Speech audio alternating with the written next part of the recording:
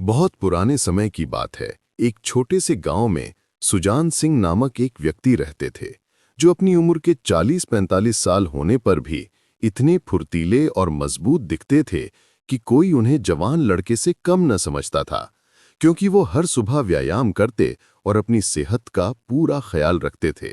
हमेशा मुस्कुराते हुए हर किसी की मदद को तैयार रहते, और उनके साथ रहता था उनका प्यारा बोलने वाला एक तोता, जो उनके कंधे पर बैठा हर बात समझता और बोलता भी था, मानो कोई उनका दोस्त हो।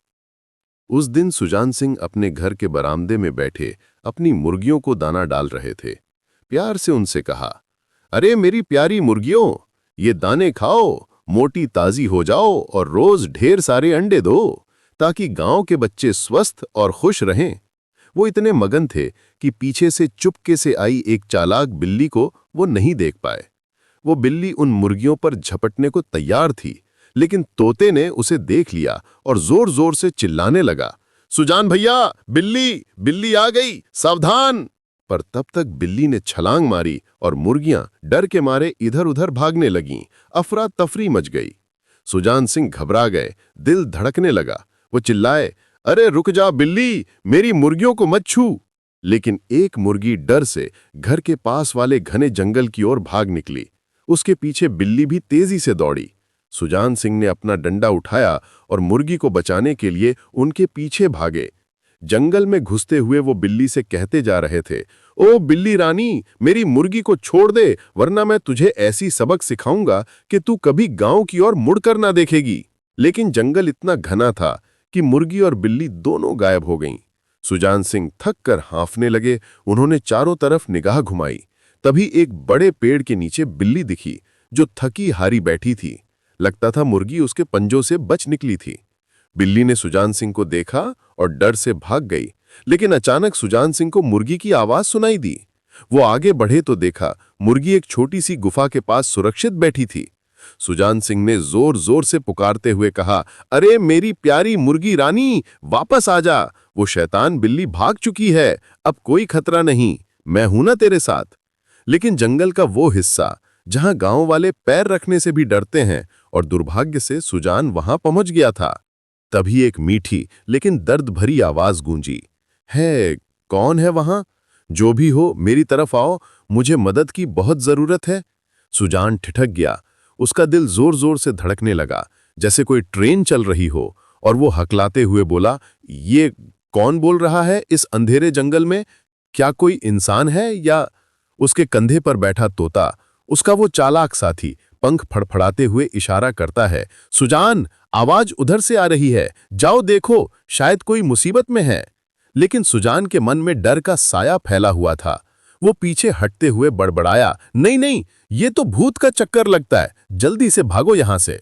मगर आवाज फिर से गूंजी है, वही मीठी आवाज, डर मत बहादुर इंसान, मैं कोई भूत नहीं, मैं हूं श्वेतगढ़ की राजकुमारी अलकनंदा हूं, और यहां जंगल में कैद हूं। सुजान की आंखें आश्चर्य से फैल गईं। उसने जिज्ञासा से पूछा, पर तुम दिख क्यों नहीं रही, कहां हो तुम? उधर से जवाब आया, मैं तालाब के बीचों बीच हूं, मेरे पास आओ, सब कुछ बताऊंगी। सुजान मुर्गी को मन ही मन कोसते हुए आगे बढ़ा और सोचता जा रहा था कि ये छोटी सी शरारत कितनी बड़ी मुसीबत बन गई। आवाज फिर से आती है, हाँ ऐसे ही आते रहो, मैं तुम्हें देख रही हूं। और सामने एक चमकता तालाब नजर आ रहा है।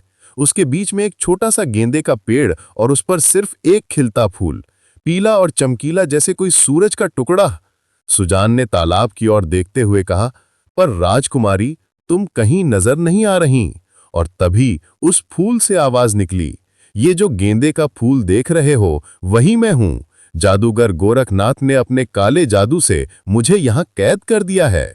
सुजान चौंक कर पीछे हटने लगा। उसकी आंखों में आश्चर्य और दया का मिश्रण था। वो हकलाते हुए बोला, क्या तुम फूल बन गई हो? ये कैसे हो सकता है? जरा अपनी पूरी कहानी बताओ।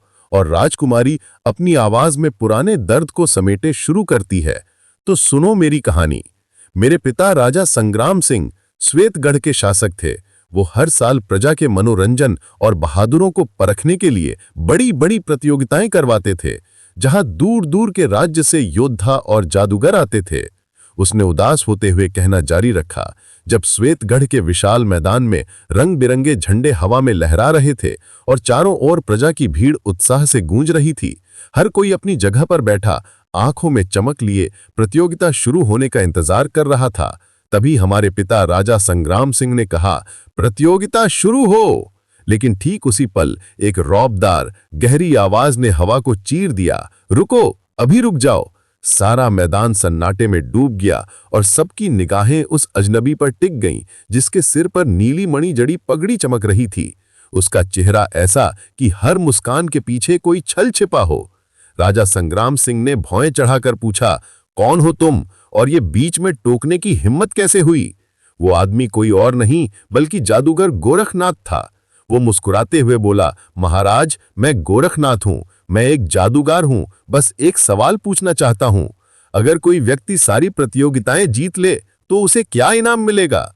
राजा ने गंभीर स्वर में जवाब दिया, सवाल उचित है तो जवाब मिलेगा, बोलो। गोरखनाथ ने आंखें सिकोड़ते हुए कहा, अगर मैं हर प्रतियोगिता जीतकर असंभव को संभव कर दूं तो क्या इनाम देंगे?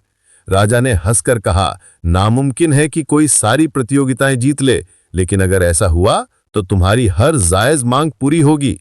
गोरखनाथ की आंखों में चमक उभरी और उसने मौके का फायदा उठाते हुए कहा, ठीक है महाराज, अगर मैं जीता तो क्या आप अपनी बेटी राजकुमारी अलकनंदा का विवाह मुझसे करेंगे? मैदान में सन्नाटा छा गया। राजा का चेहरा गुस्से से लाल हो उठा। वो गरज कर बोले, क्या तुझमें इतनी हिम्मत कि मेरी बेटी के लिए ऐसी बात करे? गोरखनाथ ने निर्भीक होकर जवाब दिया, महाराज, मेरे पास जादू की शक्ति है, राजकुमारी मेरे साथ रानी बनकर हर सुख पाएगी। राजा का गुस्सा अब सीमा लांघ चुका था। उन्होंने सेनापति को हुक्म दिया, इसे पकड़ो और कारागार में डाल दो। लेकिन गोरखनाथ की आंखों में अपमान की आग भड़क उठी। उसने हवा में एक पुरानी पीली हड्डी प्रकट की, होठों में कुछ मंत्र बुदबुदाए और उसे आसमान की ओर उछाल दिया। अचानक बादल गरजे, बिजली चमकी और मूसलाधार बारिश की मोटी धारें जमीन पर बरसने लगीं। मूसलाधार बारिश की मोटी धारें जमीन को चीर रही थीं। प्रतियोगी अपनी जान बचाने को इधर-उधर भाग रहे थे। प्रजा चीखती चिल्लाती तितर-बितर हो रही थी और राजा संग्राम सिंह अपने सिंहासन पर बैठे गुस्से और लाचारी के बीच बस ये तमाशा देख रहे थे। तभी जादूगर गोरखनाथ की कर्कश आवाज हवा में गूंजी, संग्राम सिंह, मैं चाहता तो अपनी जादुई शक्ति से राजकुमारी को अभी उड़ा ले जाता, मगर मैंने शराफत से तुमसे उसका हाथ मांगा। अब भी वक्त है, अपनी प्रजा और मेहमानों को बचा लो। राजा ने गुस्से से दहाड़ते हुए कहा, चाहे तू कुछ भी कर ले, मेरी बेटी तुझे कभी नहीं मिलेगी। गोरखनाथ का चेहरा क्रोध से तमतमा उठा। उसने अपनी जादुई छड़ी हवा में लहराई और बारिश ऐसी तेज हुई कि मैदान में बाढ़ का मंजर बन गया। पानी हर ओर उफन रहा था, लेकिन दूर खड़ी राजकुमारी अलकनंदा, जिसके दिल में अपने लोगों के लिए प्यार और हिम्मत का तूफान उमड़ रहा था, ने सोचा, अब मुझे ही कुछ करना होगा, वरना ये जादूगर सब कुछ तबाह कर देगा। उसने दोनों हाथ जोड़े, आंखें बंद कीं और अपने इष्ट देव को पुकारा, हे मेरे रक्षक देव, मेरे राज्य को इस काले जादू से बचा लो। और जैसे चमत्कार हुआ, बारिश की बूंदें रुक गईं, पानी आसमान की ओर उल्टा बहने लगा और गायब हो गया। मैदान फिर से शांत हो गया। गोरखनाथ की आंखें आश्चर्य से फैल गईं। वो सोच में पड़ गया कि आखिर किसने उसका जादू तोड़ा। तभी उसकी नजर अलकनंदा पर पड़ी, जो अभी भी सावधान मुद्रा में खड़ी थी। उसे लगा कि राजकुमारी कोई साधारण इंसान नहीं, बल्कि जादू की मालकिन है। गुस्से में उसने फिर मंत्र पढ़ा और हवा में फूंका। इस बार आसमान से सांप, बिच्छू और केकड़े बरसने लगे। प्रजा में हाहाकार मच गया। लोग डर से चीखते हुए भागने लगे। कोई सांप से बच रहा था, कोई बिच्छू से, तो कोई केकड़े के चंगुल से। अलकनंदा ने फिर हिम्मत बटोरी, दोनों हाथ आसमान की ओर उठाए और पुकारा, हे मेरे जीवन रक्षक देव, हमें इस मुसीबत से उबारो। और फिर चमत्कार हुआ। सांप, बिच्छू और केकड़े गोरखनाथ की ओर मुड़ गए। उसके शरीर में समाने लगे, जैसे उसका जादू उसी पर उल्टा पड़ गया। गोरखनाथ घबराकर पीछे हटा। उसकी आंखों में डर और गुस्सा नाच रहा था। और तभी उसने अलकनंदा की ओर देखा, मगर उसी पल अलकनंदा की नजर अपने पिता पर पड़ी, जो उसे हैरानी और गर्व की मिलीजुली निगाहों से देख रहे थे, जैसे कह रहे हों, मेरी बेटी, तू तो सचमुच किसी शक्ति की स्वामिनी है। कहानी सुनते हुए राजकुमारी अलकनंदा का दर्द सुजान सिंह के दिल को बेचैन कर रहा था। एक पल खामोश होने के बाद फिर से राजकुमारी ने कहना शुरू किया, उस दिन जब मेरा ध्यान मेरे पिता की ओर गया, वो एक पल के लिए ध्यान भटकना मेरी सबसे बड़ी भूल थी। मेरे इष्ट देव से मेरा जुड़ाव टूटा और गोरखनाथ ने मौके का फायदा उठाया। उसने एक पुरानी काली हड्डी मेरी ओर फेंकी और जैसे ही वो मुझे छू गई, मेरी आत्मा गेंदे के इस पौधे में कैद हो गई। मेरे पिता और प्रजा की चीखें गूंज उठीं, मगर गोरखनाथ ने मुझे हवा में उड़ाकर इस तालाब के बीच में फेंक दिया। तब से मैं यही हूँ, इस फूल में कैद, किसी बहादुर की प्रतीक्षा में जो मुझे आजाद कराए। उसकी आवाज में उम्मीद की किरण झलक रही थी और सुजान की ओर आशा भरी नजरों से देखकर कहा, क्या तुम मुझे इस जादू से मुक्त कराओगे? मेरे असली रूप में लाने में मेरी मदद करोगे? सुजान, जिसका दिल हमेशा दूसरों की मदद के लिए तैयार रहता था, उसने जवाब दिया, राजकुमारी, बताओ तुम्हें वापस लाने का रास्ता क्या है? अलकनंदा ने गंभीर में कहा, यह आसान नहीं सुजान। तुम्हें 1000 कोस दूर गजबल बावड़ी के तिलिस्म में जाना होगा, जहां राक्षसों और जादूगरों की सेना है। वहां 3 दरवाजों वाली एक भूल भुलैया है और तीसरे दरवाजे के पार एक सोने का कलश है। वही मुझे आजाद कर सकता है। सुजान, जिसे तिलिस्मी दुनिया का कोई अंदाजा नहीं था, उसने हल्के से हंसते हुए कहा, अरे ये तो कोई बड़ी बात नहीं, 3 दरवाजे पार करना तो मेरे लिए खेल है। अलकनंदा मुस्कुराते हुए फिर से समझाते हुए कहा, सुजान, तिलिस्म कोई साधारण मजाक नहीं, ये खतरनाक भूल भुलैया है, जहां हर दरवाजा बुद्धि और बल की परीक्षा लेता है। पहला दरवाजा आग का, दूसरा छायाओं का और तीसरा राक्षसों का। लेकिन अगर तुम में हिम्मत और होशियारी है तो ये नामुमकिन भी मुमकिन हो सकता है। सुजान ने अंतिम निर्णय लेते हुए कहा, ठीक है राजकुमारी, मैं ये कलश लाऊंगा, बस तुम रास्ता बताओ। अलकनंदा उसकी हिम्मत देखकर उसे गजबल बावड़ी तक का रास्ता समझाने लगी। रास्ता समझने के बाद सुजान सिंह राजकुमारी से सोने का कलश लाने की इजाजत ली और भगवान को याद करके राजकुमारी के बताए अनुसार रास्ते में चल पड़ा। उस भयानक जंगल में सुजान सिंह अपने वफादार तोते के साथ राजकुमारी अलकनंदा के बताए रास्ते पर गजबल बावड़ी के तिलिस्म की ओर बढ़ रहा था। उसका दिल हिम्मत से भरा था, मगर 1 महीने के कठिन सफर ने उसे थकाकर उस खौफनाक जंगल में लापटका। तभी बादलों की गड़गड़ाहट सी एक डरावनी हंसी ने हवा को चीर दिया। हा हा हा, ये मेरा शिकार है, इसे तो मैं खाऊंगा। तभी दूसरी भयानक आवाज आई, नहीं, ये मेरा शिकार है, इसे तो मैं ही खाऊंगा। सुजान का दिल जैसे मुंह को आ गया। वो थरथराते हुए अपने तोते से फुसफुसाया, अरे बाप रे, ये कौन मुझे खाने की बात कर रहा है? तोता, जो हर मुसीबत में सुजान का साथी था, पंख फड़फड़ा कर बोला, डर मत सुजान, वो राक्षस एक शेर को लेकर आपस में झगड़ रहे हैं, उधर देख। सुजान ने झाड़ियों की ओंट में छिपकर देखा। 3 विशाल राक्षस, जिनके दांत भाले जैसे, आंखें लाल अंगारों जैसी चमक रही थीं, एक मरे हुए शेर को नोच रहे थे। कभी पहला राक्षस 2 पर भारी पड़ता तो कभी बाकी दोनों उसे धक्का देकर नीचे गिरा देते।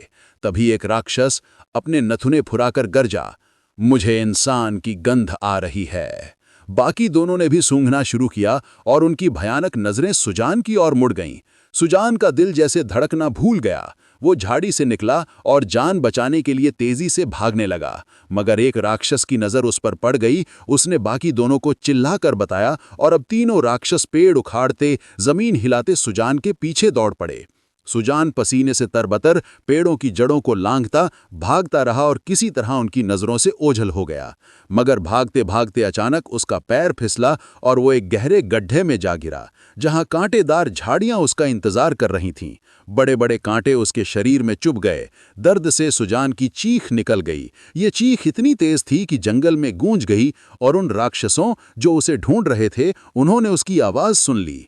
तीनों दौड़ते हुए गड्ढे के पास पहुंचे और सुजान को दर्द से कराहते देख उनके मुंह से भयानक अट्टहास फूट पड़ा। तभी एक राक्षस अपना विशाल पत्थर सा हाथ लंबा किया और उस गड्ढे में उतरने लगा। सुजान ने उस हाथ को अपनी ओर आता देखा। उसकी आंखों में डर साफ दिखाई दे रहा था। कांटेदार झाड़ियों में फंसा सुजान दर्द से कराह रहा था और राक्षस का विशाल पत्थर सा हाथ उसकी ओर बढ़ रहा था। तभी सुजान ने हिम्मत बटोरी, एक बड़ा नुकीला कांटा उठाया और राक्षस के हाथ में जोर से चुभो दिया। राक्षस की चीख जंगल में गूंज उठी। उसने दर्द से तड़पकर अपना हाथ खींच लिया। उसी पल सुजान के वफादार तोते ने फुर्ती से उड़कर दूसरे राक्षस की आंख पर हमला करके उसकी आंख फोड़ दी। राक्षस दर्द से चिल्लाते हुए तोते के पीछे भागा और जंगल की गहराई में गायब हो गया। लेकिन बचे दोनों राक्षस अब और गुस्से में सुजान की ओर अपने विशाल हाथ बढ़ा रहे थे। सुजान को लगा कि अब उसका अंत नजदीक है, मगर अचानक उसने चिल्लाते कहा, अरे राक्षस भाइयों, मेरे जैसे पतले दुबले इंसान से तुम तीनों का पेट क्या भरेगा। उसकी बात सुनकर पहला राक्षस ठिठक गया और वह सोच में पड़ गया, अगर मैं इस दूसरे राक्षस को मार दूं तो ये इंसान मेरा अकेले का शिकार होगा। लेकिन दूसरा राक्षस भी उसकी चाल समझ चुका था और मन ही सोचने लगा, ये अच्छा मौका है, इसका भाई तोते के पीछे गया है, मैं इसे मार दूं तो इस इंसान को अकेले खाऊंगा और जब तीसरा आएगा उसे भी निपटा दूंगा। दोनों राक्षस एक दूसरे की मंशा भांपकर आपस में ही भिड़ गए। दूसरा राक्षस, जो ताकत में बड़ा था, पहले को उठाकर पत्थरों पर दे मारा। पहले राक्षस की चीख निकल गई और थोड़ी ही देर में उसका शरीर शांत हो गया। उसकी चीख सुनकर तीसरा राक्षस, जो तोते के पीछे गया था, वो भागता हुआ वापस लौट आया और अपने भाई की लाश देखकर गुस्से से आग बबूला होकर दूसरे राक्षस पर टूट पड़ा। इस अफरा तफरी में सुजान का तोता, जो उसे प्यार से बापूजी कहता है, उड़कर तेजी से वापस आया और फुसफुसाते हुए कहा, बापूजी, एक राक्षस मर गया, बाकी तो आपस में लड़ रहे हैं, अच्छा मौका है, भाग चलो। सुजान चोट और दर्द को भूलकर धीरे धीरे गड्ढे से निकला और बाहर देखा कि दोनों राक्षस अभी भी एक दूसरे को नोच रहे थे।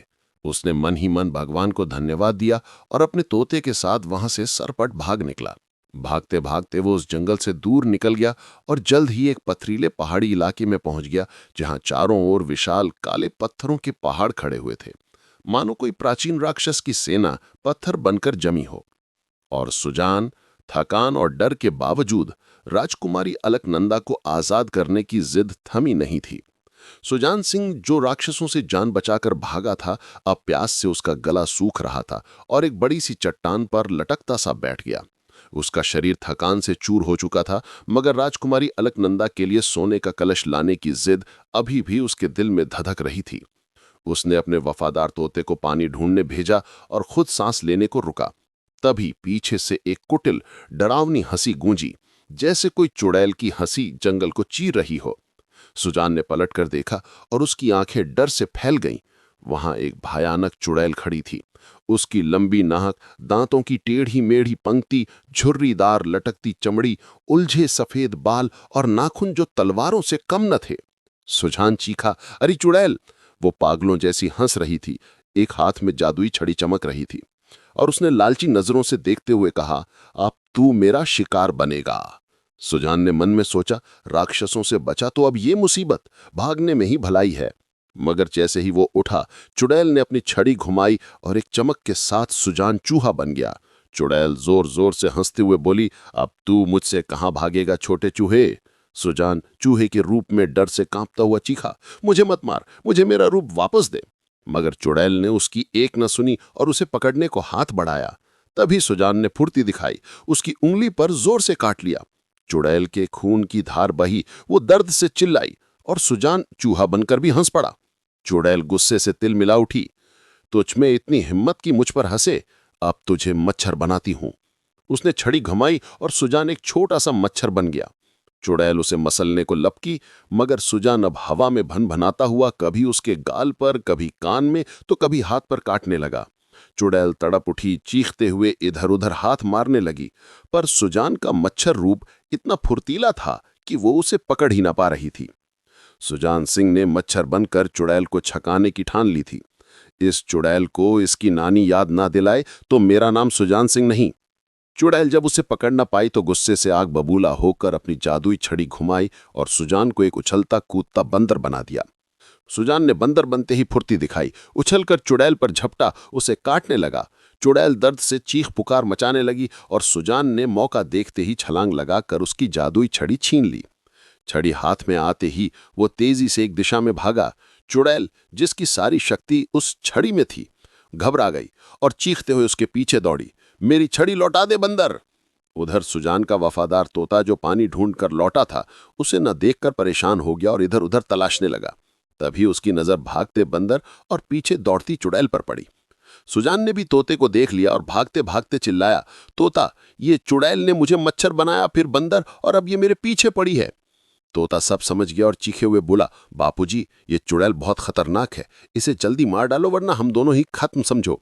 सुजान ने हिम्मत बटोरी और एक ऊंची चट्टान पर उछलकर बैठ गया। और छड़ी से बोला, हे जादुई छड़ी, इस चुड़ैल को कछुआ बना दे। पलक झपकते चुड़ैल एक धीमी चलने वाली कछुई बन गई। सुजान ने फिर छड़ी से खुद को अपने असली रूप में लाया और बिना पल गंवाए छड़ी से कहा, अब तू तलवार बन जा। छड़ी एक चमकती तलवार बनी और सुजान ने एक झटके में कछुई की गर्दन काट दी। चुड़ैल अपनी असली शक्ल में आई और चीखते हुए हवा में गायब हो गई। सुजान ने राहत की सांस ली, मन ही मन खुद को शाबाशी दी और तोते से बोला, देखा मैंने कितनी बहादुरी से चुड़ैल को मारा। तोता खुशी से चहचहाया और बोला, बापूजी आप तो सचमुच के शेर निकले। सुजान हंसते हुए पूछा, अच्छा वो पानी का काम हुआ कि नहीं? तोता बोला, पहाड़ी की उस पार एक झरना है, चलो। दोनों पहाड़ी के दूसरी ओर चल दिए और जल्द ही एक चमकते झरने के पास पहुंचे, जहां ठंडा पानी चट्टानों से गीत गाता बह रहा था।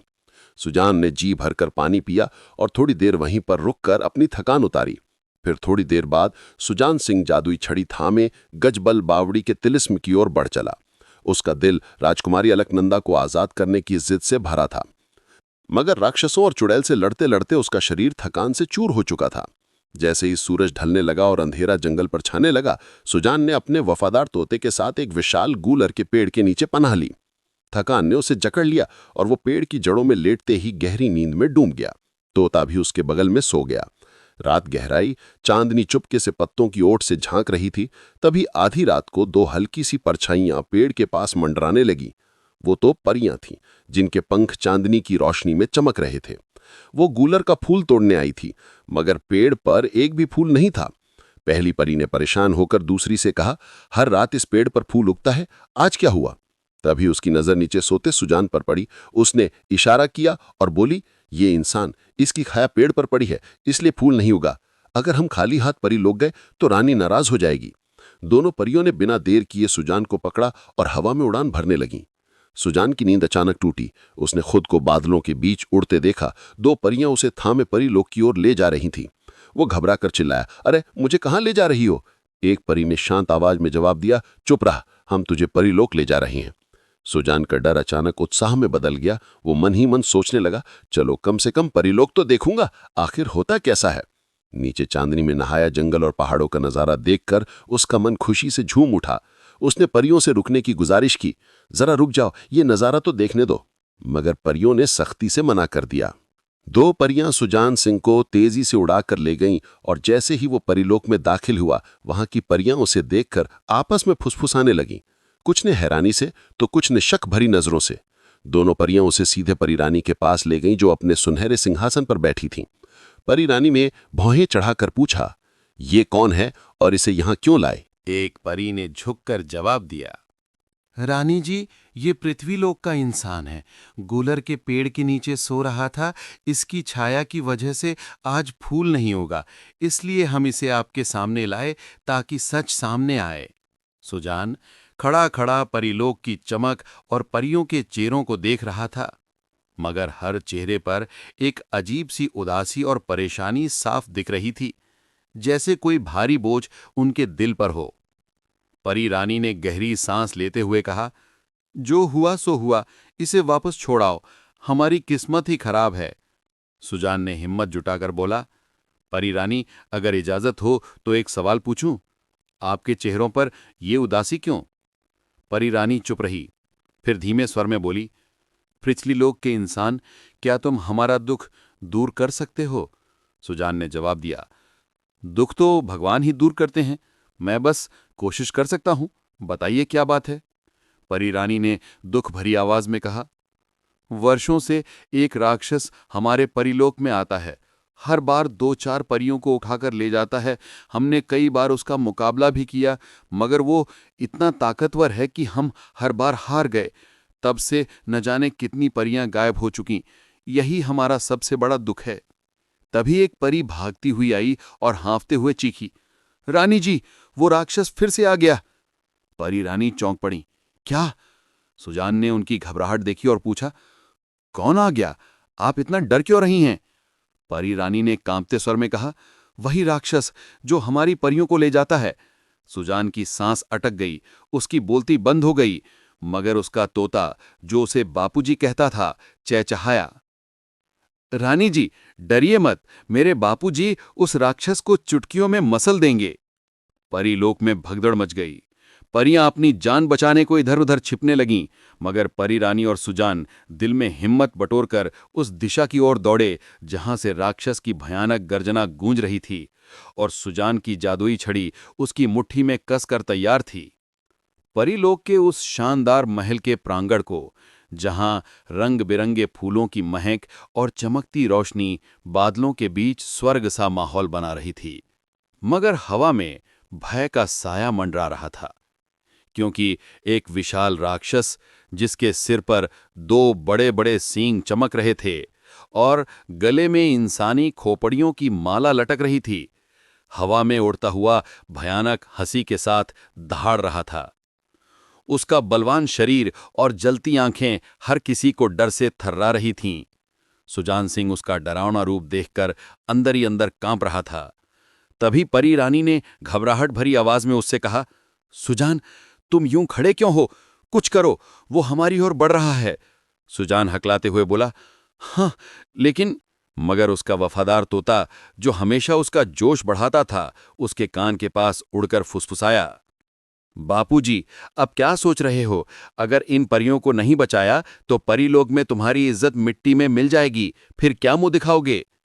तोते की बात सुनकर सुजान के अंदर जोश का सैलाब उमड़ पड़ा। तभी राक्षस ने 2 परियों को अपने पंजों में जकड़ लिया और वो सुजान की ओर देखकर चीखने लगीं, बचाओ हमें, बचाओ! सुजान ने गहरी सांस ली और गर्जन भरी आवाज में राक्षस को ललकारा, रुक जा राक्षस! उसकी आवाज प्रांगण में गूंज उठी। राक्षस रुका और रौबदार स्वर में दहाड़ा, कौन है ये परीलोक में जो मुझे रोकने की हिम्मत करता है? सुजान ने बिना डरे कड़क आवाज में जवाब दिया, राक्षस, इन परियों को छोड़ दे और यहां से भाग जा, वरना मैं तुझे जिंदा नहीं छोड़ूंगा। राक्षस ने ठहाका मारकर हंसा और बोला, भाग जा मच्छर की औलाद, वरना तुझे तो चुटकियों में मसल दूंगा। मच्छर की औलाद सुनकर सुजान को परियों के सामने अपनी बेइज्जती महसूस हुई। वो गुस्से से तिलमिलाया और चिल्लाया, राक्षस, तूने मुझे मच्छर कहा? अब देख मैं तेरा क्या हाल करता हूं। उसने चुड़ैल से छीनी जादुई छड़ी को कसकर पकड़ा और उससे बोला, हे जादुई छड़ी, एक चमकती तलवार बन जा। पलक झपकते ही छड़ी धीरे धीरे एक तेज चमकचमाती तलवार में बदल गई। राक्षस जादुई छड़ी को तलवार में बदलते देखकर चौंक गया और गुस्से में आकर सुजान सिंह को मारने के लिए आगे बढ़ा। राक्षस की भयानक गर्जना दिल में डर पैदा कर रही थी। सुजान सिंह चुड़ैल से छीनी जादुई छड़ी से बनी चमकती तलवार को कसकर थामे सतर्क खड़ा था। जैसे ही राक्षस उसकी ओर लपका, सुजान ने फुर्ती दिखाई और एक ही वार में राक्षस के दोनों हाथ काट डाले। राक्षस दर्द से चीखा, उसकी चीख से पूरा परीलोक कांप उठा, मगर सुजान ने पल भर को भी रुकने का नाम नहीं लिया। उसने तुरंत राक्षस के दोनों पैर काट दिए। राक्षस धड़ाम से जमीन पर गिरा, फिर भी उसकी सांसें चल रही थीं। सुजान ने बिना देर किए आखिरी प्रहार किया और राक्षस का सिर धड़ से अलग कर दिया। राक्षस का अंत होते ही परीलोक में खुशी की लहर दौड़ गई। परियां उछलने कूदने लगीं, फूलों की बारिश होने लगी और हर चेहरा मुस्कान और राहत से चमक उठा। सुजान सिंह अब परीलोक का सबसे प्रिय नायक बन चुका था। परियां उसकी खातिरदारी में जुटी थीं। कोई रसीले फल लेकर आ रही थी, कोई स्वादिष्ट पकवान सजा रही थी, तो कोई मिठाइयों की थाल लिए हाजिर थी। सुजान इतना खा पीकर खुशी से फूला नहीं समा रहा था, मगर भरे पेट और थकान की वजह से उसकी आंखें नींद से बोझिल होने लगीं। उसे एक शानदार शयन कक्ष में ले जाया गया, जहां चमकता राजसी बिस्तर चांद की रोशनी सा दमक रहा था। सुजान उस पर लेटते ही परियों की मेहमान नवाजी के ख्यालों में डूबकर गहरी नींद में खो गया। अगली सुबह वो तरोताजा उठा और परी रानी से गजबल बावड़ी की ओर बढ़ने की इजाजत मांगी। परी रानी ने उदास मन से इजाजत दी और जादू से एक चमकता जादुई कालीन और एक जादुई अंगूठी प्रकट की। बोली, सुजान, तुमने हमारे लोक को सुख शांति दी, इसका एहसान हम नहीं चुका सकते, मगर ये उपहार स्वीकार करो। इस कालीन से तुम कहीं भी उड़कर जा सकते हो और इस अंगूठी से कोई भी खाना मांग सकते हो। सुजान ने हल्की मुस्कान के साथ कहा, परी रानी, इसकी क्या जरूरत थी, पर आप इतना आग्रह कर रही हैं तो मैं ये रख लेता हूं। फिर सारी परियां उसे विदा करने परीलोक की सीमा तक आईं। सुजान ने सबको हाथ जोड़कर अलविदा कहा और जादुई कालीन पर बैठकर गजबल बावड़ी की ओर उड़ चला। उसका दिल खुशी से भरा था, क्योंकि अब उसे जंगल में भागना दौड़ना नहीं रहा था। वो आराम से कालीन पर सफर कर रहा था। सुजान सिंह अपने जादुई कालीन पर बैठा बादलों के बीच से गजबल बावड़ी की ओर बढ़ रहा था। उसका मन परीलोक की सुख सुविधाओं के ख्यालों में डूबा हुआ था। वो सोच रहा था, ऐसा सुख तो मेरे घर में भी नहीं मिला जितना परीलोक में मिला। तभी उसका वफादार तोता चहचहाया, बापूजी, क्या सोच रहे हो? इस जादुई कालीन से कहो कि हमें गजबल बावड़ी के खंडहर तक पहुंचा दे, ताकि हम जल्दी वहां पहुंच जाएं। सुजान को तोते की बात जंच गई। उसने कालीन को हुक्म दिया, हमें गजबल बावड़ी के खंडहर ले चल। लंबे सफर के बाद कालीन खंडहर के ऊपर पहुंचा और चक्कर लगाने लगा। नीचे का दृश्य देखकर सुजान का दिल धक से रह गया। विशाल खंडहर में उगी कांटेदार झाड़ियां, ऊबड़ खाबड़ जमीन और बीच में एक तालाब जिसका पानी समय की मार से गंदला और मटमैला हो चुका था। सुजान ने तोते से कहा, क्या ये वही खंडहर है जहां तिलिस्म है जिससे हम राजकुमारी अलकनंदा को बचा सकते हैं? तोता बोला, बापूजी, जादुई कालीन गलत जगह नहीं रुकता, यही वो जगह है।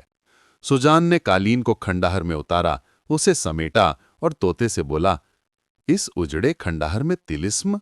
मुझे तो कुछ दिखता नहीं। वो अभी कुछ कदम ही चला था कि अचानक एक गूंजती आवाज ने उसे चौंका दिया। कौन हो तुम और यहां क्या करने आए हो? सुजान हड़बड़ा गया। उसने इधर उधर देखते हुए चिल्लाया, कौन? ये आवाज कहां से आ रही है? उसे कुछ दिखाई नहीं दिया, मगर वही भयानक आवाज फिर गूंजी, जादूगर गोरखनाथ के इलाके में तुम क्या करने आए हो? जवाब दो। जादूगर गोरखनाथ का नाम सुनते ही सुजान का खून खौल उठा। उसने गुस्से से आवाज की दिशा में ललकारा, जादूगर गोरखनाथ, मैं तुम्हारे तिलिस्म में जाऊंगा। अगर तुम मुझे रोक सकते हो तो रोक लो। जादूगर गोरखनाथ की भयानक हंसी खंडहर की दीवारों से टकराई। वो दहाड़ा, सुजान सिंह, तू मेरे होते हुए इस तिलिस्म में नहीं घुस सकता। अगर जान की खैर चाहता है तो अभी वापस लौट जा। मगर सुजान सिंह, जिसके पास जादुई छड़ी, कालीन और अंगूठी की ताकत थी, कहां डरने वाला था। उसने गर्जन भरी आवाज में ललकारा, गोरखनाथ, तू क्या, तेरा बाप भी मुझे तिलिस्म में जाने से नहीं रोक सकता। हिम्मत है तो रोक कर दिखा। उसकी आवाज खंडहर में गूंज उठी और जवाब में गोरखनाथ की ठहाकेदार हंसी फिर गूंजी, सुजान, तूने मेरी बात नहीं मानी और मुझे ललकारा। ठीक है, अब मेरी शक्ति का सामना कर। अचानक आवाज थम गई और खंडहर के बीच हवा में एक विशाल हरे रंग का एक आंख वाला अजगर प्रकट हुआ। उसकी आंख लाल कोयले सी जल रही थी और मुंह से आग की लपटें निकल रही थीं। सुजान की सांस अटक गई। वो डर से कांप उठा, मगर हिम्मत नहीं हारी। जैसे ही अजगर ने उसकी ओर आग फेंकी, सुजान ने फुर्ती दिखाई, अपनी जादुई कालीन बिछाई और उस पर सवार होकर हवा में उड़ गया। अजगर बार बार आग की लपटें फेंक रहा था, मगर सुजान की कालीन हर बार उसे चकमा देकर बचा लेती थी। वो कभी दाएं कभी बाएं उड़ता, आग की लपटों को चीरता हुआ निकल जाता। तभी अचानक अजगर ने आग फेंकना बंद किया और एक तेज फुफकार मारी। उस फुफकार से इतनी जोरदार हवा का झोंका आया कि कालीन डगमगा गई। सुजान लड़खड़ा गया। वो कालीन से गिरते गिरते बचा। उसने कालीन के किनारे को कसकर पकड़ लिया और अब वो हवा में इधर उधर झूल रहा था। उसका दिल डर से धड़क रहा था, मगर राजकुमारी अलकनंदा को बचाने की जिद उसे हिम्मत दे रही थी। उसने कांपती आवाज में कालीन से चिल्लाकर कहा, जादुई कालीन, मुझे अपने ऊपर खींच ले, वरना मैं नीचे गिर जाऊंगा। पलक झपकते ही कालीन ने उसे अपनी सतह पर समेट लिया। सुजान अभी खड़ा ही हुआ था कि विशाल एक आंख वाला अजगर, जिसके मुंह से आग की लपटें निकल रही थीं, अपनी जहरीली सांसों से कालीन को अपनी ओर खींचने लगा। कालीन धीरे धीरे अजगर के खुले मुंह की ओर बढ़ने लगी। सुजान ने सोचा, ऐसे तो ये मुझे निगल जाएगा, अब मुझे ही कुछ करना होगा। उसने फुर्ती से जादुई छड़ी को पकड़ा और चिल्लाया, छड़ी, एक लंबा नुकीला भाला बन जा। छड़ी तुरंत चमकते भाले में बदल गई। जैसे ही कालीन अजगर के करीब पहुंची, सुजान ने पूरी ताकत से भाले को उसकी चमकती आंख में घोंप दिया। अजगर दर्द से तड़प उठा। उसकी चीख खंडार में गूंजी और आंख फूटने से अंधा होकर वो इधर उधर आंख की लपटें फेंकने लगा। सुजान ने मौका नहीं छोड़ा। उसने भाले को फिर से छड़ी बनाया और बोला, अब चमकती तलवार बन जा। छड़ी एक तेज चमचमाती तलवार में बदल गई और सुजान ने बिना पल गंवाए अजगर पर ताबड़तोड़ वार किए उसके कई टुकड़े कर डाले। अजगर की सांसें थम गईं और सुजान ने राहत की सांस ली। वो कालीन पर बैठ गया और अपने तोते से बोला, देखा कैसे मारा। फिर थकान मिटाने के बाद वो तिलिस्म का रास्ता ढूंढने खंडहर में भटकने लगा। उसने हर कोने हर पत्थर को छाना मगर तिलिस्म का कोई रास्ता न दिखा। परेशान सुजान के दिमाग में एक विचार कौंधा। उसने जादुई छड़ी को थामा और बोला, हे जादुई छड़ी, क्या तू बता सकती है कि इस खंडहर के तिलिस्म में जाने का रास्ता कहाँ है? सुजान सिंह ने जैसे ही जादुई छड़ी से तिलिस्म का रास्ता पूछा, छड़ी हवा में तैर उठी और खंडहर की एक दिशा में उड़ चली, मानो कोई अदृश्य शक्ति उसे खींच रही हो। सुजान अपने वफादार तोते के साथ छड़ी के पीछे पीछे दौड़ पड़ा। छड़ी कई टूटी फूटी दीवारों और अंधेरे दरवाजों से होती हुई एक कमरे के कोने में रुकी, जहां एक भारी भरकम चौकोर पत्थर जमीन पर रखा हुआ था।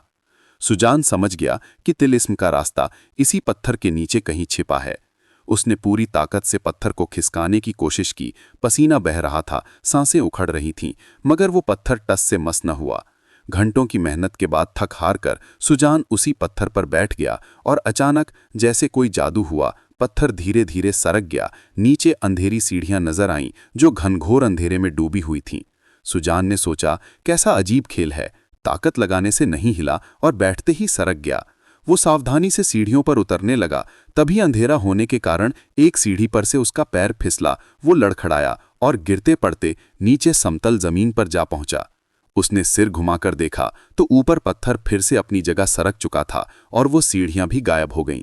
सुजान ये देखकर घबरा गया। उसे लगा कि वो किसी जाल में फंस गया है। तभी अचानक कमरे में चमकती रोशनी फैल गई। उसने देखा कि वो एक बंद कमरे में खड़ा था, जहां चारों दीवारों पर कटे हुए इंसानी सिर लटके हुए थे। उनके चेहरों पर भयानक मुस्कान थी और वो सुजान को देखकर जोर जोर से ठहाके लगा रहे थे।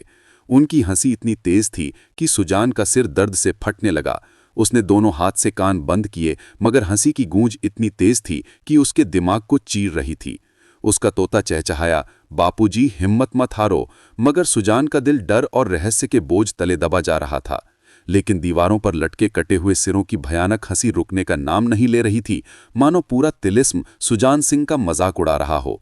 सुजान सिंह ने गुस्से से चिल्लाकर कहा, खामोश हो जाओ, तुम लोग कौन हो जो ऐसे ठहाके लगा रहे हो?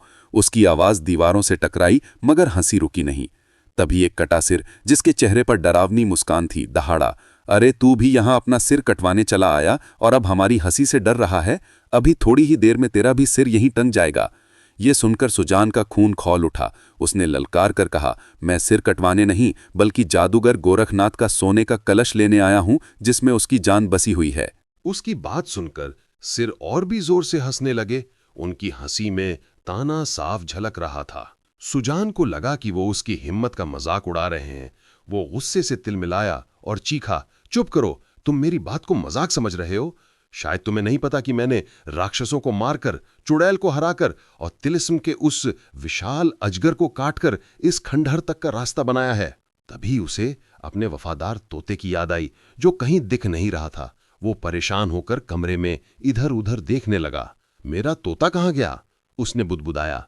सिरों ने उसकी बात सुनकर हंसी रोक दी और एक सिर, जिसकी आंखें आश्चर्य से फैल गईं, बोला, क्या तुमने उस विशाल अजगर को मार डाला? सुजान ने गर्व से सीना तानकर जवाब दिया, हाँ, उसकी लाश खंडहर में पड़ी है, मगर मेरा तोता गायब है, पता नहीं कहाँ रह गया। उसकी आवाज में चिंता और हिम्मत दोनों झलक रहे थे। कमरे में सन्नाटा छा गया। सिर चुप हो गए, मनु सुजान की बहादुरी ने उन्हें सोच में डाल दिया हो। तभी एक कटे सिर, जिसके चेहरे पर डरावनी मुस्कान दिख रही थी, हंसते हुए दहाड़ा, सुजान, ये तिलिस्म का पहला दरवाजा है। अब तू यहां कैद हो चुका है। यहां से बाहर निकलने का कोई रास्ता नहीं। ये सुनकर सुजान की सांसें अटक गई। वो चौंक कर चिल्लाया, क्या? लेकिन तुम सब कौन हो? तुम्हारी ये हालत कैसे हुई? उसकी आवाज में डर और हैरानी दोनों थे। एक सिर ने ठंडी भारी आवाज में उदास होकर जवाब दिया, अगर तू उस पितरी के सवाल का जवाब ना दे सका तो तेरा सिर भी काटकर हमारे साथ दीवार पर लटक जाएगा। सुजान का दिल धड़क उठा। वह हैरानी से बोला, कैसी पत्री? कौन सा सवाल? एक और सिर ने रहस्यमयी अंदाज में कहा, तिलिस्म के दूसरे दरवाजे तक पहुंचने के लिए उस पत्री का सवाल हल करना होगा। सुजान ने बेसब्री से पूछा, वो पत्री कहाँ है? मुझे दिखाओ, उसमें क्या लिखा है? एक सिर ने कमरे के कोने में रखे पत्थर के बक्से की ओर इशारा किया और बोला, वहां उस बक्से में पत्री है। सुजान ने जादुई छड़ी थामे हिम्मत बटोरकर बक्से की ओर कदम बढ़ाए। तभी दूसरा सिर चेतावनी भरे लहजे में चीखा, रुक जा, ध्यान रख, अगर तू पत्री का सवाल ना हल कर सका तो वो पत्री ही तेरा सिर काट देगी। सुजान ठिठक गया। उसने पलट के पूछा, और अगर मैं पत्री ना देखूं तो? एक सिर ने भयानक हंसी के साथ जवाब दिया, तब तो इस कमरे में भूख और प्यास से तड़प तड़प कर मर जाएगा। सुजान ये सुनकर सोच में पड़ गया कि करे तो आखिर क्या करे। उसका वफादार तोता जो काफी समय से कहीं गायब था, उसकी याद ने उसे और भी परेशान कर रखा था। उस भयानक कटे सिर की बात सुनकर वो धीमे से मुस्कुराया और बोला, भूख प्यास की चिंता, मेरे पास जादुई अंगूठी है, मैं तो जिंदगी भर यहीं खा पी सकता हूं। उसकी आवाज में हल्का मजाक था, मगर एक सिर ने गंभीर लहजे में जवाब दिया, ठीक है, भूख प्यास का इलाज कर लिया, मगर सवाल यह है कि कब तक? क्या तू सारी उम्र इस तिलिस्म की कैद में गुजार देगा? सुजान की मुस्कान गायब हो गई और वो कुछ पल के लिए सोच में डूब गया। फिर बोला, दोस्त, तुम्हारी बात सही है, यूं कैद रहने से बेहतर है कि उस पत्री को देखूं, शायद कोई रास्ता निकल आए। उसका मन बेचैन था। वो सोच रहा था, आखिर उस पत्री में ऐसा क्या है जो इतने लोगों को समझ न आया और उनके सिर कट गए। यही ख्याल लिए वो पत्थर के बक्से की ओर बढ़ा। बक्से का ढक्कन इतना भारी था कि उसे उठाने में सुजान के माथे पर पसीने की बूंदें चमकने लगीं। उसने पूरी ताकत झोंक दी, दांत किटकिटाए, सांसें उखड़ गईं और आखिरकार ढक्कन खुल गया। बक्से में सिर्फ एक पुरानी पीली पड़ चुकी पत्री पड़ी थी। सुजान ने उसे कांपते हाथों से उठाया, उसे इधर उधर पलट कर देखने लगा। तभी एक कटा सिर चेतावनी भरे स्वर में बोला, यही वो पत्री है जिसने हम सबके सिर कटवा दिए। सुजान ने पत्री को गौर से देखा और हैरानी से बोला, अरे, ये तो वाकई खतरनाक पत्री लगती है। इसमें एक चमकता सूरज बना है और इसमें कई खाने बने हैं जिनमें अलग अलग रहस्यमयी शब्द लिखे हैं। तभी एक कटा सिर, जिसकी आंखें भयानक चमक बिखेर रही थीं, बोला, इस पत्री के शब्दों को जोड़ना है। जब ये शब्द मिल जाएंगे तो एक सवाल बनेगा, बस उसी का जवाब ढूंढना है। सुजान ने पत्री को पलटते हुए हैरानी से कहा, अरे, इसके पीछे भी तो कुछ लिखा है। सिर ने धीमे स्वर में कहा, वो सब वही बातें हैं जो हमने तुझे बताई। अब तू अपना दिमाग लगा और बता, इस पत्री में क्या सवाल छिपा है। सुजान ने पत्री को गौर से देखा। उसका सूरज जैसा चमकता चित्र और अजीब शब्दों से भरे खाने उसे उलझन में डाल रहे थे। वो घंटों माथा पच्ची कहता रहा। उसका माथा पसीने से तर हो गया, मगर सवाल का कोई सुराग न मिला। सिर दर्द से चटकने लगा। तभी एक सिर ने उदास लहजे में कहा, हमने भी कई दिन सिर खपाया, मगर ये पत्री समझ न आई और फिर हमने हार मान ली। उसके बाद हमारे सिर कट गए। सुजान का खून खौल उठा। उसने गर्व से ललकारा, अगर मैंने इस पत्री को ना सुलझाया तो मेरा नाम सुजान सिंह नहीं। उसकी आवाज कमरे में गूंजी और वो फिर से पत्री में डूब गया। शब्दों को जोड़ने की कोशिश में उसका दिमाग थकने लगा। तभी पेट में भूख की चुभन उठी। सुजान ने रुककर परी रानी की दी हुई जादुई अंगूठी को सामने रखा और बोला, हे जादुई अंगूठी, मेरी भूख मिटाने को गर्म गर्म खाना और ठंडा पानी लाकर सामने सजा दो। हालांकि उसकी आवाज में बेचैनी झलक रही थी, मगर हैरत की बात थी कि कई पल बीत गए लेकिन अंगूठी में कोई हरकत ना हुई। ना ही खाना आया, ना ही पानी। सुजान बुदबुदाया, अरे, इस अंगूठी को क्या हो गया? ये तो काम ही नहीं कर रही, ना कुछ लाई ही नहीं। तभी एक कटा सिर ठहाका मारकर हंसा और बोला, सुजान सिंह, ये तिलिस्म है, यहाँ हर जादू बेकार हो जाता है। सुजान का दिल बैठ गया। फिर भी वो 2 दिन तक भूखा प्यासा पत्री के रहस्यमयी शब्दों को सुलझाने में जुटा रहा। उसका माथा पसीने से तरबतर था। उसकी आंखें थकान से लाल हो रही थीं, मगर सवाल का कोई सुराग न मिला। कटे सिर उसकी हालत देखकर ठहाके लगाने लगे। एक सिर ने तंज कसते हुए कहा, सुजान, सवाल ढूंढते ढूंढते परलोक सिधार जाओगे। जल्दी ही हमारी दीवार पर एक और सिर लटकेगा। सुजान का गुस्सा भड़क उठा, मगर वो मन ही मन सोचने लगा, अगर पत्री का सवाल ना सुलझा तो शायद कोई और रास्ता मिले जो तिलिस्म के दूसरे दरवाजे तक ले जाए। यही सोचकर वो कमरे में बाहर निकलने का रास्ता तलाशने लगा। उसने हर दीवार, हर कोने को छाना, पत्थरों को ठकठकाया, मगर 1 घंटे की मेहनत के बाद भी कोई सुराग न दिखा। तभी एक सिर ने व्यंग भरे लहजे में कहा, सुजान, बाहर का रास्ता ढूंढ रहे हो? अगर ऐसा कोई रास्ता होता तो हमारा ये हाल ना होता। तू तो बहुत होशियार और वीर बनता था, लेकिन अफसोस कि अब तेरा भी वही अंजाम होगा। उसकी बात सुनकर सुजान का दिल डर से कांप का उठा। सुजान सिंह सोचने लगा कि ये सही कह रहे हैं। अगर सवाल हल ना हुआ तो मेरा सिर भी इनके बीच लटक जाएगा। यहाँ कोई रास्ता दिखता नहीं, क्यों ना फिर से पत्री को हल करने की कोशिश करूं, शायद इस बार जवाब मिल जाए। यही सोचकर उसने पुरानी पीली पड़ चुकी पत्री को फिर से उठाया और सूरज जैसा चमकता चित्र और अजीब शब्दों से भरे खानों में डूब गया। घंटों माथा पच्ची करने के बाद जब उसका सिर दर्द से चटकने लगा, अचानक उसकी आंखें चमक उठीं। वो जोर से चिल्लाया, मिल गया, सवाल मिल गया। उसकी खुशी की आवाज कमरे में गूंज उठी। एक कटा सिर जिसकी आंखें आश्चर्य से फैल गई बोला, क्या तूने सवाल ढूंढ लिया? बता, पत्री में क्या लिखा है? सुजान ने गर्व और उत्साह से भरी आवाज में कहा, इस पत्री में लिखा है वो कौन सा पेड़ है जिसकी 12 टहनियां हैं, हर टहनी पर 2-2 गुच्छे हैं और हर गुच्छे में 30 काले और 30 सफेद फल लगे हैं। उसकी बात सुनकर एक सिर ने गंभीर स्वर में कहा, सुजान, सवाल तो ढूंढ लिया, अब जवाब ढूंढ, तभी जान बचेगी। सुजान ने सीना तानकर हल्की मुस्कान के साथ जवाब दिया, अरे ये भी कोई मुश्किल सवाल है। इसका जवाब है वो पेड़ 1 साल है, 12 टहनियां 12 महीने हैं, हर टहनी पर 2 गुच्छे हैं और 30 काले फल 30 रातें हैं, 30 सफेद फल 30 दिन हैं। उसकी आवाज में आत्मविश्वास झलक रहा था। जैसे ही सुजान ने पत्री का जवाब दिया, कटे सिर चुप होकर उसे ही घूर रहे थे और उस पल कमरे में सन्नाटा छा गया। एक कटा सिर आश्चर्य और प्रशंसा से भरे स्वर में बोला, मान गए सुजान सिंह, तूने तो कमाल ही कर दिया। उसकी बात अभी पूरी भी न हुई थी कि कमरे में एक गहरी भारी आवाज गूंज उठी, तिलिस्म के पहले दरवाजे को तोड़ने वाले बहादुर सिपाही, आओ, तुम्हारा दूसरे दरवाजे पर स्वागत है।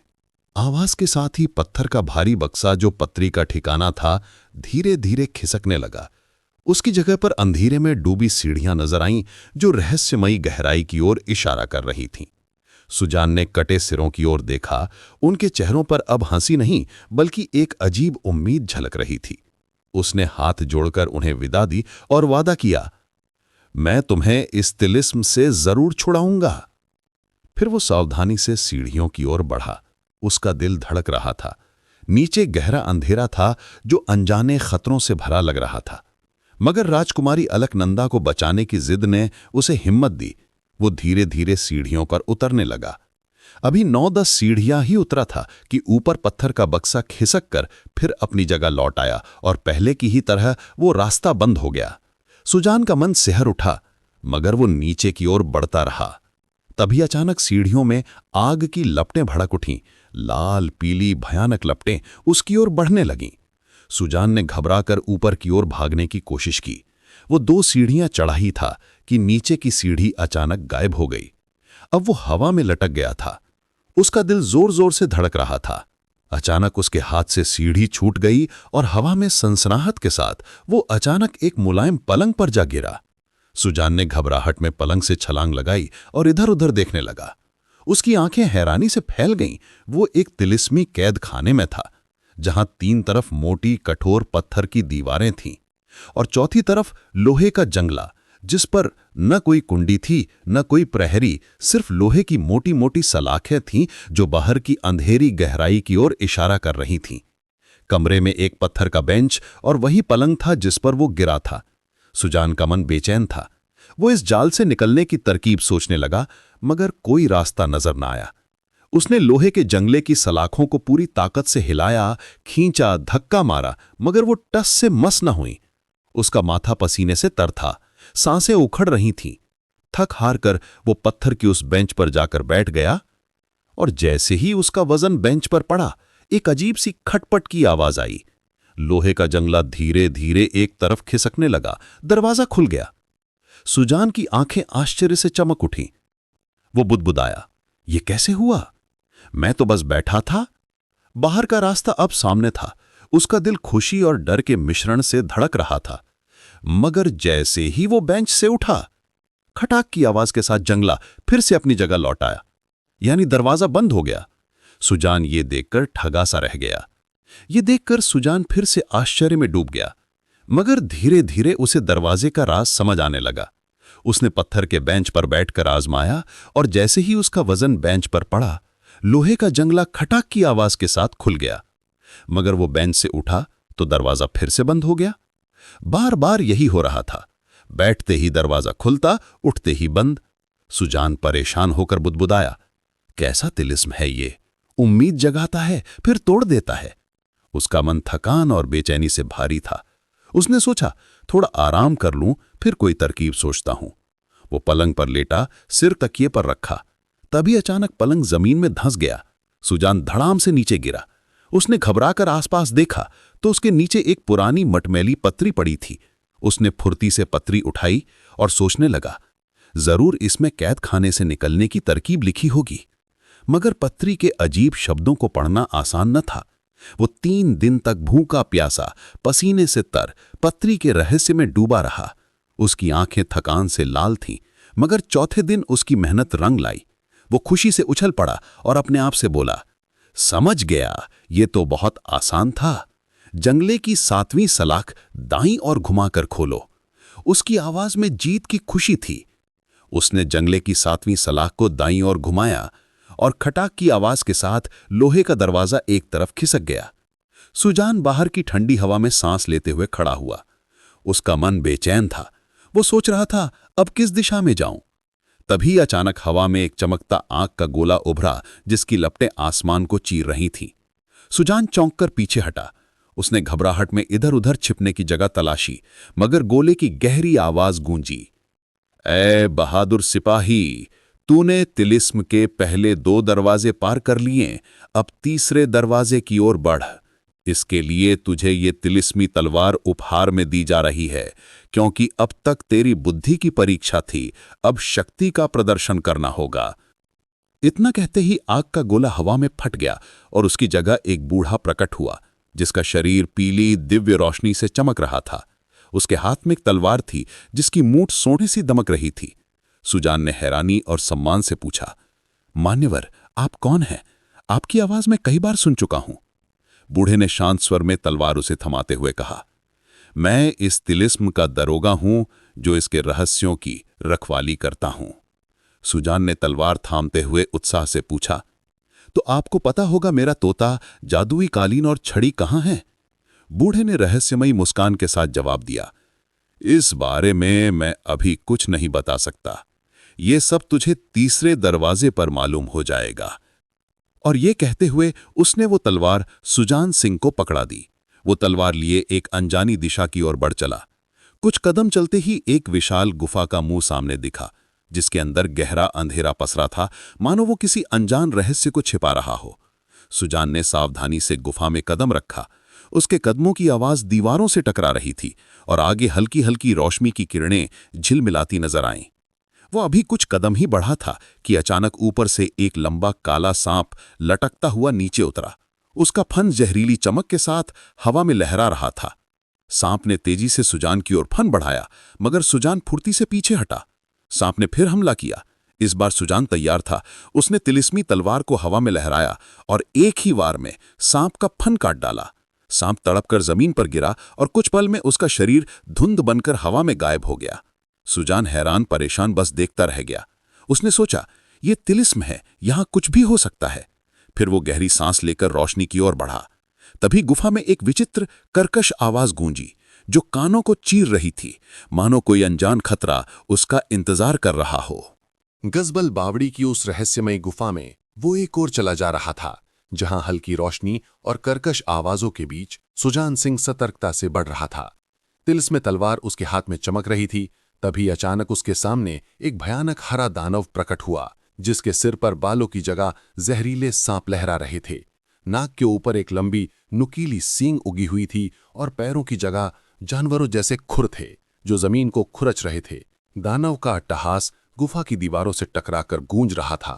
वो सुजान की ओर बढ़ता हुआ दहाड़ा, जादूगर गोरखनाथ के दुश्मन, मेरे एक टक्कर से तेरे चिथड़े उड़ जाएंगे। इतना कहकर दानव पूरी ताकत से सुजान की ओर दौड़ा। सुजान ने फुर्ती दिखाई और गुफा की दीवार के किनारे सट गया। जैसे ही दानव पास पहुंचा, सुजान एक तरफ हटा और दानव जोर से दीवार से टकरा गया। टक्कर इतनी जबरदस्त थी कि दीवार के टुकड़े टुकड़े हो गए। पत्थरों की धूल हवा में उड़ने लगी। दानव दर्द से कराहता हुआ गुस्से में दहाड़ा। उसका वार खाली गया। वो और क्रोधित होकर सुजान की ओर फिर लपका। इस बार सुजान ने हिम्मत बटोरी। वो उसी जगह अडिग खड़ा रहा। जैसे ही दानव टक्कर मारने को पास आया, सुजान ने हवा में छलांग लगाई उसकी तिलिस्मी तलवार हवा में चमकी और एक ही प्रहार में उसने दानव की गर्दन धड़ से अलग कर दी। दानव की कराह गुफा में गूंजी और उसका शरीर जमीन पर गिर पड़ा। सुजान की सांसें तेज हो गई थीं। हरे दानव की गर्दन कटते ही उसका शरीर राख में बदल गया और हवा में धुंध की तरह गायब हो गया। सुजान सिंह, जिसके हाथ में तिलिस्म तलवार अभी भी चमक रही थी, जानता था कि ये सब तिलिस्म का जाल है। इसलिए वो बिना रुके गहरी सांस लेकर गुफा में आगे बढ़ चला। उसका दिल राजकुमारी अलकनंदा को बचाने की जिद से धड़क रहा था। कुछ कदम चलते ही गुफा में एक चमकती रोशनी दिखी, जो धीरे धीरे तेज होती गई। सुजान का चेहरा खुशी से दमक उठा। उसे लगा कि वो गुफा से बाहर निकलने वाला है। जैसे ही वो गुफा के मुहाने से बाहर कदम रखा, एक ताज़ा सुहानी हवा ने उसे छुआ और वो एक शानदार बगीचे में पहुंच गया। बगीचा इतना मनमोहक था कि सुजान का मन आनंद से झूम उठा। वहां किनारों पर तिरछी क्यारियों में रंग बिरंगे फूलों के पौधे लहलहा रहे थे। चारों कोनों में छोटे छोटे फव्वारे पानी की बूंदों को हवा में उछाल रहे थे और बगीचे के बीच में एक विशाल जलाशय था, जिसका स्वच्छ पानी सूरज की किरणों में चमक रहा था। जलाशय के केंद्र में एक भव्य फव्वारा था, जिसके बीच में एक सुंदर महिला की मूर्ति खड़ी थी, मानो वो उस तिलिस्म की रानी हो। सुजान की नज़र बगीचे में बनी कुछ आकृतियों पर पड़ी, जो दूर से जीवित लोगों जैसे दिख रहे थे। वो खुशी से उनकी ओर बढ़ा, सोचकर कि शायद कोई उसका साथी मिल जाए, मगर पास पहुंचते ही वो ठगा सा रह गया। वो असली लोग नहीं, बल्कि पत्थर की मूर्तियां थीं, जो इतनी जीवंत थीं कि दूर से असली जैसी लगती थीं। सुजान ने मन ही मन कारीगर की कला की तारीफ की। सुजान सिंह, जिसके हाथ में तिलिस्म तलवार थी, उन जीवंत सी दिखने वाली मूर्तियों की कारीगरी देखकर मंत्रमुग्ध था। उसने उत्सुकता से एक मूर्ति को छूने का मन बनाया, मगर जैसे ही उसका हाथ मूर्ति को छुआ, मूर्ति की पत्थर सी आंखें चमकीं और उसने सुजान को एक जोरदार घूंसा मारा। सुजान हवा में उछलकर दूर जमीन पर जा गिरा। उसका गुस्सा भड़क उठा। उसने तिलिस्मी तलवार को हवा में लहराया और मूर्ति पर जोरदार प्रहार किया। प्रहार होते ही मूर्ति धुंध में बदल गई और उस जगह एक तेज बवंडर उठा, जो गुफा की जमीन को चीरता हुआ नीचे धंसने लगा। बवंडर में एक गहरा गड्ढा बना दिया और उसमें अंधेरे में डूबी सीढ़ियां नजर आईं। सुजान हैरान परेशान गड्ढे के किनारे खड़ा नीचे झांकने लगा। अंधेरा इतना गहरा था कि कुछ दिखाई न दे रहा था। तभी पीछे से किसी ने उसे इतनी जोरदार लात मारी कि वो गड्ढे में लुढ़क गया। गिरते पड़ते वो एक विशाल चिपचिपे मेंढक के ऊपर जा गिरा। अगर वो जमीन पर गिरता तो उसकी हड्डियां चटक जातीं, मगर हालात आसमान से गिरकर खजूर पर अटकने जैसे थे। सुजान ने अभी मेंढक को नहीं देखा था। उसकी तलवार गिरने से दूर छिटक गई थी और तभी मेंढक ने भयानक टकराहट के साथ मुंह खोला, मानो वो सुजान को निगलने को तैयार हो। ये देखकर सुजान का दिल डर से कांप गया। उसकी आंखें खौफ से फैल गईं। वो विशाल मेंढक इतना भयावह था कि उस जैसा उसने कभी नहीं देखा था। उसकी चमड़ी चिपचिपी और हरी थी और आंखें लाल कोयलों सी चमक रही थीं। मेंढक ने अपनी लंबी घुमावदार जीभ सुजान की ओर बढ़ाई, मगर सुजान ने फुर्ती दिखाई और छलांग लगाकर दूसरी जगह जा पहुंचा। मेंढक ने गुस्से में उस पर उछाल मारी, मगर सुजान तैयार था। उसने तिलिस्मी तलवार को नीचे किया और जैसे ही मेंढक उस पर गिरा, तलवार उसकी चमड़ी को चीर गई। मेंढक एक चीख के साथ राख में बदलकर हवा में उड़ गया। सुजान ने राहत की सांस ली और उस अंधेरे कमरे से बाहर निकला। बाहर एक विशाल बगीचा था, जहां रसीले फलों से लदे पेड़ लहलहा रहे थे। सेब, आम और अनार इतने लुभावने कि किसी का भी मुंह ललचा जाए। सुजान, जो कई दिन से भूखा प्यासा था, के मुंह में पानी आ गया। वो एक सेब के पेड़ के पास गया। उसने एक लाल चमकदार सेब तोड़ा और जैसे ही उसे मुंह के पास ले जाकर काटने की कोशिश की, सेब उसके हाथ से छिटककर जमीन पर गिरा और फटाक की आवाज के साथ फट गया। उसकी जगह एक भयानक जीव प्रकट हुआ, जिसका सिर छिपकली जैसा था, आंखें लाल कोयलों सी चमक रही थीं और शरीर सांप की तरह लहराता हुआ जहरीली फुफकार के साथ उसकी ओर बढ़ रहा था। सुजान का दिल डर से धड़क उठा। उसने फुर्ती से तलवार कसकर पकड़ी और पीछे हटा। जीव ने अपनी लंबी कांटेदार जीभ उसकी ओर बढ़ाई, मगर सुजान ने छलांग लगाकर खुद को बचा लिया। जीव गुस्से में फुफकारता हुआ उस पर झपटा, पर सुजान अब सतर्क था। उसने तिलिस्मी तलवार को हवा में लहराया और एक ही वार में जीव का सिर धड़ से अलग कर दिया।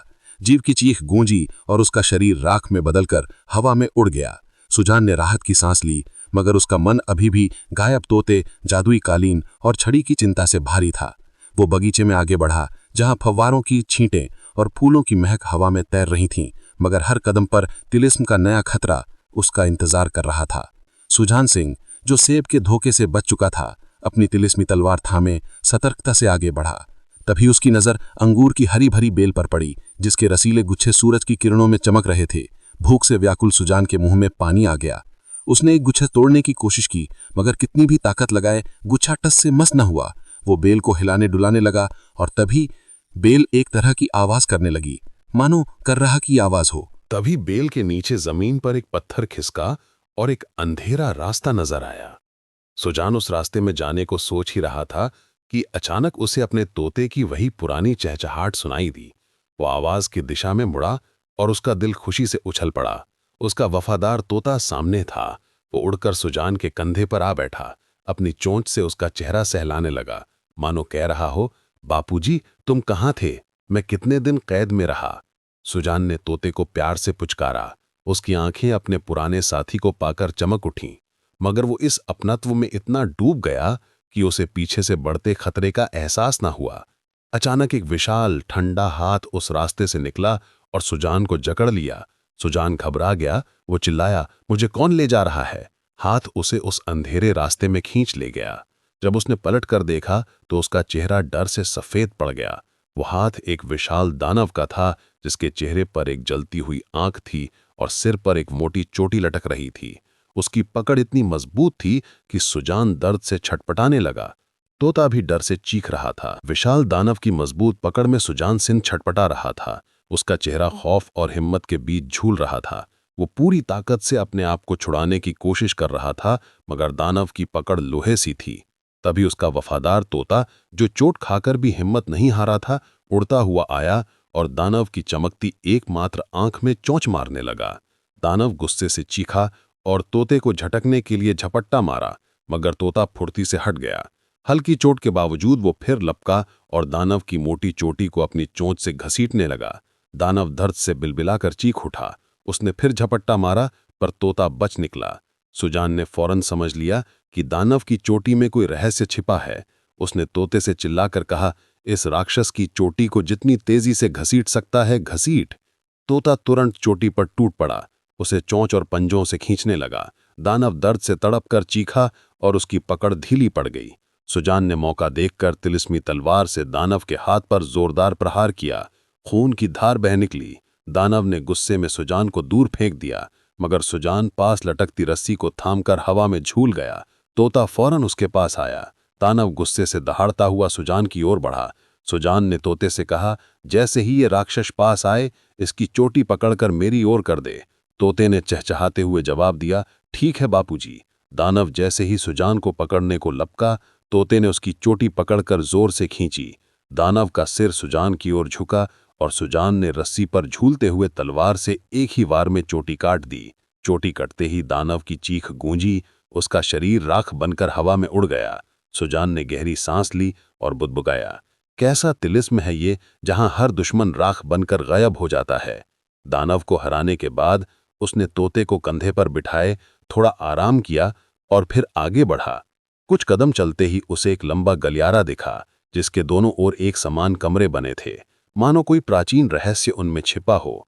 सुजान ने एक एक कर कई कमरे खंगाले, मगर हर कमरा खाली था। सिर्फ पत्थरों की दीवारें और धूल भरी थी। गलियारे के अंत में आखिरी कमरा बचा था। सुजान ने सोचा, जब इतने कमरे देख लिए तो इसे भी देख लेता हूं। उसने दरवाजा खोला तो उसकी आंखें चमक उठीं। सामने हवा में तैरता हुआ सोने का चमकता कलश था, जिसमें जादूगर गोरखनाथ की जान बसी थी। सुजान का दिल खुशी से उछल पड़ा, मगर जैसे ही वो कमरे में दाखिल हुआ, उसने देखा कि फर्श पर शतरंज की बिसात जैसे काले सफेद पत्थर बिछे थे। वो सावधानी से आगे बढ़ा, तभी उसकी नजर दरवाजे के खंबे पर पड़ी, जहां रहस्यमयी शब्द और एक पहेली जैसा चित्र उकेरा था। पहेली को समझने के लिए उसने कदम बढ़ाया, मगर तभी कमरे के कोने से एक पत्थर का सैनिक प्रकट हुआ, जिसके हाथ में नुकीला भाला चमक रहा था। सैनिक तेजी से सुजान की ओर लपका। सुजान ने फुर्ती से कदम आगे बढ़ाया और सैनिक गायब हो गया, मगर उसी पल दूसरा सैनिक प्रकट हुआ, जिसके हाथ में भारी गदा थी। उसने सुजान के सिर पर प्रहार किया, मगर सुजान झट से नीचे झुका और बच गया। उसने बाएं कदम बढ़ाया और ये सैनिक भी गायब हो गया। सुजान हैरान था, समझ नहीं पा रहा था कि ये तिलिस्मी जाल क्या है। उसने फिर एक कदम आगे बढ़ाया और एक और सैनिक प्रकट हुआ। इस बार वो बिना एक पल गंवाए पीछे हट गया। सैनिक गायब हो गया। सुजान सिंह ने जैसे ही कदम पीछे खींचा, पत्थर का सैनिक धुंध में गायब हो गया और उसे तिलिस्म का रहस्य समझ आया। काला पत्थर सैनिक को बुलाता था और सफेद पत्थर उसे गायब करता था। वो सावधानी से सफेद पत्थरों पर कदम रखते हुए खंभे तक पहुंचा, जहां पहेली के साथ लिखा था, ये तिलिस्म का तीसरा और अंतिम दरवाजा है।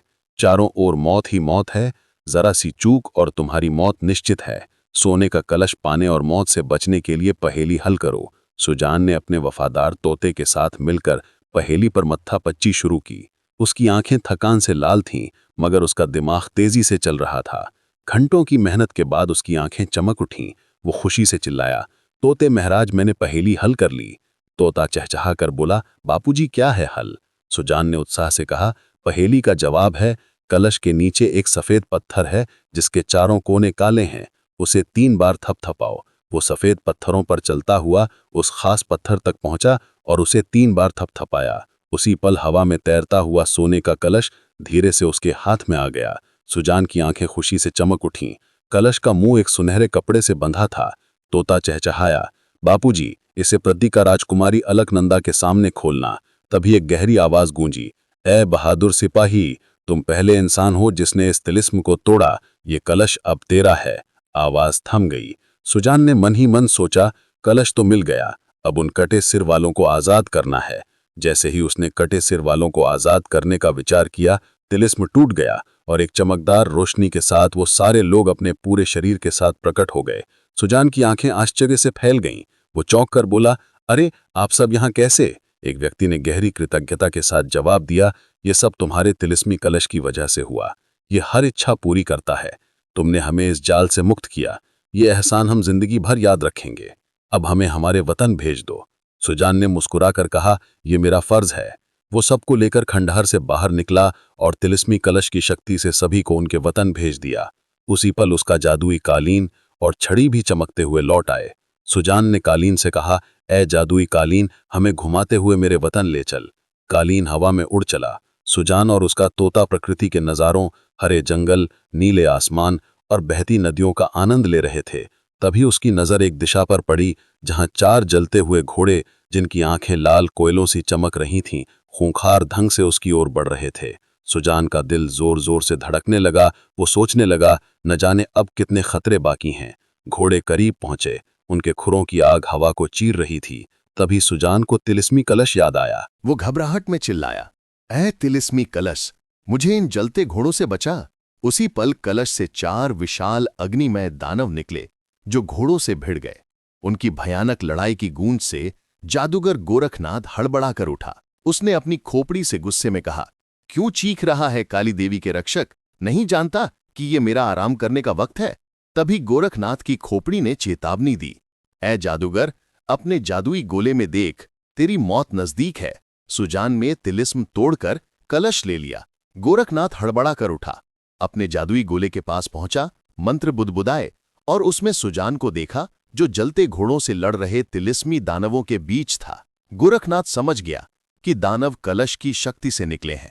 उधर कलश के दानवों ने घोड़ों को मारकर वापस कलश में समा लिया। गोरखनाथ ने गोले में ये सब देखा। उसका गुस्सा आसमान छूने लगा। वो चीखा, यह असंभव है। खोपड़ी ने तंज कसते हुए कहा, अब कुछ कर, वरना तू मारा जाएगा। गोरखनाथ ने हवा में हाथ घुमाकर मंत्र पढ़े और एक विशाल चींटा जैसा जीव प्रकट हुआ, जिसे उसने हुक्म दिया, अपनी फौज के साथ मेरे दुश्मन को खत्म कर। चींटा गायब हो गया और सुजान, जो अभी राहत की सांस ले रहा था, के सामने चींटों की विशाल फौज प्रकट हुई। वो बुदबुदाया, ये क्या नई बला है? चींटे उसका शरीर नोचने को बढ़े। सुजान ने तिलिस्मी कलश से पुकारा, मुझे इनसे बचा। तुरंत कलश से कीड़े खाने वाले पक्षियों का झुंड निकला, जिन्होंने चींटों को चट कर लिया और गायब हो गए। गोरखनाथ ने गोले में अपनी हार देखी। वो गुस्से से तिलमिलाया और खोपड़ी से बोला, अब मैं क्या करूं? कलश के बिना मैं बेकार हूं। खोपड़ी ने कहा, क्या मैं तेरी मदद करूं? गोरखनाथ ने निराशा से जवाब दिया, काली देवी के रक्षक, अब तू ही मेरा सहारा है। खोपड़ी गायब होकर सुजान के सामने प्रकट हुई। उसकी आंखें लाल चमक रही थीं। वो गरज कर बोली, धरतीवासी, तूने गोरखनाथ से नहीं, अपनी मौत से दुश्मनी मोल ली। मुझसे टक्कर ले। सुजान को हंसी आ गई। वो हंसते हुए बोला, गोरखनाथ ने मुझसे लड़ने को एक छोटी सी खोपड़ी भेजी। खोपड़ी ने सुजान की हंसी पर गुस्से से दहाड़कर कहा, ज्यादा मत हंस, मैं तेरी मौत हूं, और उसकी ओर लपकी। सुजान ने तिलिस्मी कलश से पुकारा, मुझे बचा। मगर खोपड़ी हंसी, मैं काली देवी का भक्त हूं, तेरा जादू मुझ पर बेकार है। उसकी भयानक हंसी गूंजी। सुजान ने जादुई छड़ी को आजमाया, खोपड़ी को कैद कर, मगर कोई असर न हुआ। फिर उसने कालीन से कहा, मुझे नीचे उतार, पर कालीन भी स्थिर रहा। सुजान की सांसें थम गईं। तभी खोपड़ी ने उसे जोरदार टक्कर मारी। वो गिरते गिरते बचा, मगर दर्द से कराह उठा। उसने हिम्मत बटोरी, तलवार उठाई और खोपड़ी पर प्रहार किया, मगर खोपड़ी पर खरोंच तक न आई। घंटों की लड़ाई में सुजान घायल हो गया। तभी तोते ने चहचहा कर कहा, बापूजी, खोपड़ी को कहो कि कलश तोड़ देंगे। सुजान ने तोते की बात मानी, मगर जैसे ही वो बोलने को मुड़ा, खोपड़ी ने फिर टक्कर मारी। इस बार सुजान हवा में लहराता हुआ नीचे पेड़ों के घने झुरमुट में जा फंसा। उसका शरीर खरोचों और चोटों से भर गया। वो मुश्किल से जमीन पर उतरा। तभी खोपड़ी हंसती हुई फिर उसके सामने प्रकट हुई। वो फिर हमला करने को बढ़ी। सुजान ने आखिरी हिम्मत जुटाई, तिलिस्मी कलश को हवा में उठाया और चिल्लाया, ऐ काली देवी की मनहूस खोपड़ी, अगर तूने मुझ पर हमला किया तो मैं इस कलश को जमीन पर पटक कर तोड़ दूंगा। खोपड़ी ठिठक गई। उसकी लाल आंखें डर से कांपने लगीं। वो बुदबुदाई, अब मैं गोरखनाथ को नहीं बचा सकती, मुझे माफी मांगनी होगी, और धुंध बनकर गायब हो गई। सुजान की सांस में सांस आई। उसने तुरंत कलश से कहा, मुझे और मेरे तोते को मेरे वतन में फूल बनी राजकुमारी अलकनंदा के पास पहुंचा दे। राजकुमारी ने उसे देखते ही खुशी से चहकी, सुजान तुम आ गए?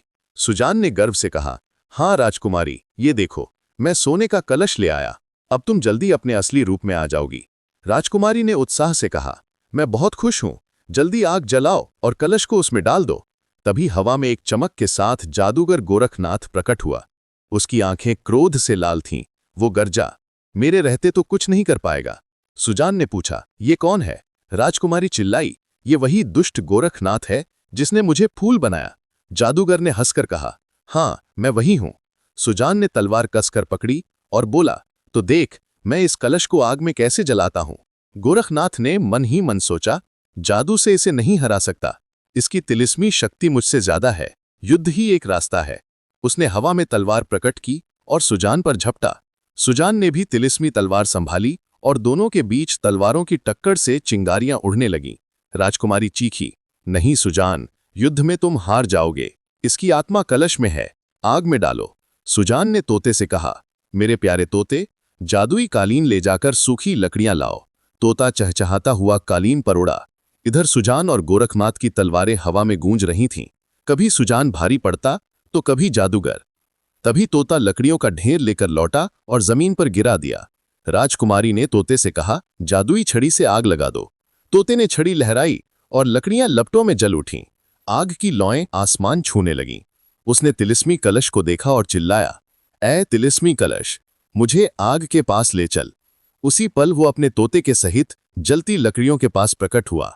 उसने जादूगर गोरखनाथ की ओर देखकर गरजा, गोरखनाथ, अगर ये कलश आग से बच सकता है तो बचा ले।